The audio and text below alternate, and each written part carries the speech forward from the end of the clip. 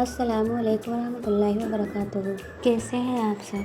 अल्लाह ताला से दुआ है कि आप सब खैरियत से हों। आज मैं अपने ही घर में बैठकर सोचने लगी कि आप सबसे एक बात शेयर करूं। आज जब मैंने अपनी अलमारी खोली तो देखा कि उसमें दीमक लग गई है। पहले तो मुझे अफसोस हुआ, लेकिन फिर मैंने सोचा कि अल्लाह की हर चीज़ में इंसान के लिए कोई ना कोई सीख होती है। दीमक कभी शोर नहीं करती, वह चुपचाप अपना काम करती रहती है। बाहर से अलमारी बिल्कुल ठीक दिखाई देती है, लेकिन अंदर से धीरे धीरे खोखली हो जाती है। बस यही हाल कभी कभी हमारे घरों का भी हो जाता है। छोटी छोटी नाराज़गियाँ, गुस्सा, एक दूसरे की बुराई, बेवजह की बहस, लापरवाही, ये सब रिश्ते की दीमक बन जाती है। हमें पता भी नहीं चलता और मोहब्बत कम होने लगती है। क्या हमारी ज़िंदगी भी कभी ऐसी ही नहीं हो जाती?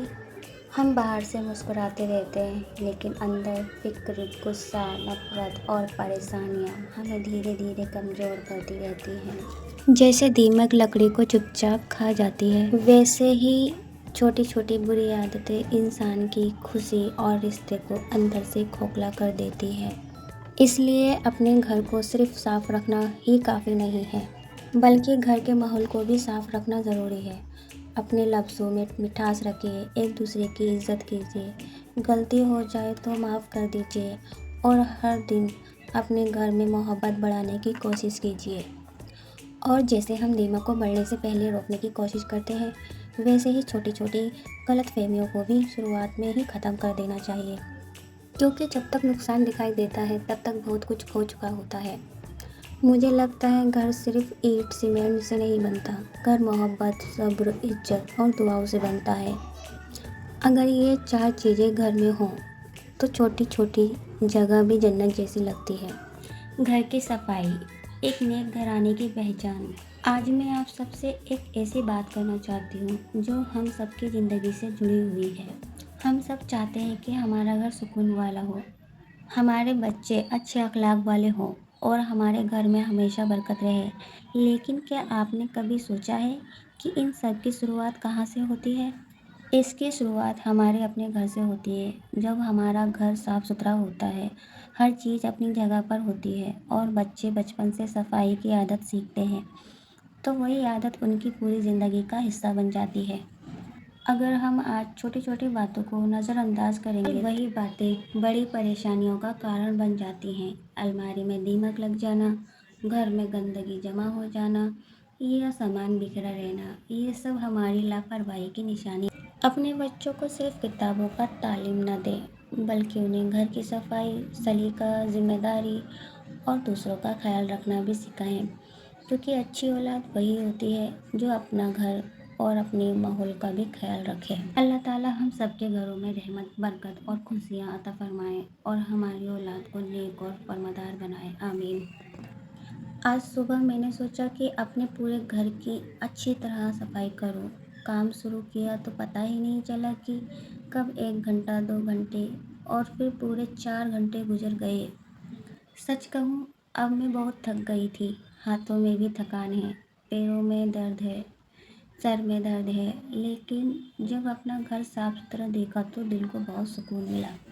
उस वक्त मैंने सोचा कि हम अपने घर को कितना समय देते हैं। कभी कभी हम मोबाइल पर घंटों गुजार देते हैं, लेकिन अपने घर, अपने बच्चों को और अपने परिवार के लिए थोड़ा सा वक्त निकालना भी बहुत ज़रूरी है। घर की सफाई सिर्फ धूल हटाने का नाम नहीं है, ये अपनी परिवार की सेहत का ख्याल रखना है। ये अपने परिवार को अच्छे तौर तरीके सिखाना है। जब बच्चे अपनी माँ को मेहनत करते देखते हैं तो वे जिम्मेदारी और सलीका सीखते हैं। सबसे पहले मैंने अपने बिस्तर की चादर अच्छी तरह बिछाई। बहुत से लोग सोचते हैं कि बिस्तर ठीक करना एक छोटा सा काम है। असल में ये छोटी छोटी आदतें दिल को सुकून देती हैं और पूरा दिन काम करने का हौसला बढ़ जाता है। चादर क्लीन करने के बाद सुकून मिला। फिर जब मैंने नीचे देखा तो ओह नो, ये क्या है? फिर मैंने पूरे घर की झाड़ू लगाई। झाड़ू लगाते लगाते मैंने सोचा कि हम पूरे घर की धूल गंदगी साफ करते हैं, वैसे ही हमें अपने दिल को भी गुस्से और नफरत और बुरी आदतों से साफ रखना चाहिए।